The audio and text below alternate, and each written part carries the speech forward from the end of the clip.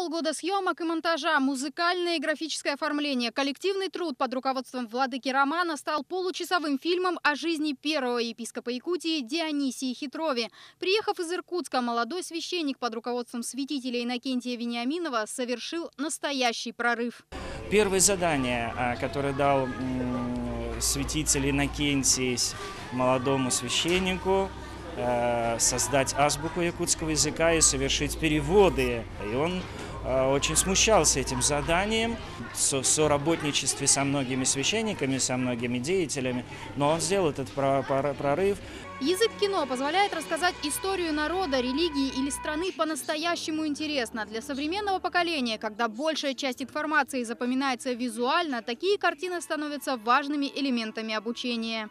Мы понимаем, что для молодого поколения язык кино очень важен. Вот такие просветительские фильмы об истории православия у нас в Якутии и через нее об истории Якутии 19 века, 18 века очень важны.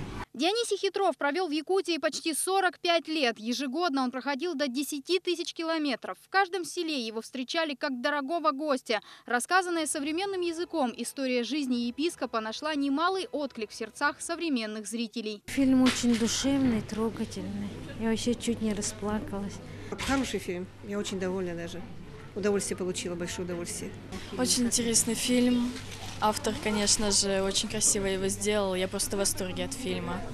Почти каждый кадр здесь наполнен движением и энергией. В работе авторы применяли последние технические новинки. Первый якутский появился благодаря грантовой поддержке как главы Якутска, так и президента России. После премьеры многие зрители спрашивали у авторов о дальнейших планах. Успешно стартовав на новом поприще, якутская епархия будет только расширять свои творческие границы. Уже есть первые наработки, но все детали пока держатся в секрете. Анна Лебединская, Василий Соловьев, Роберт Набиев. Вести, Якутск.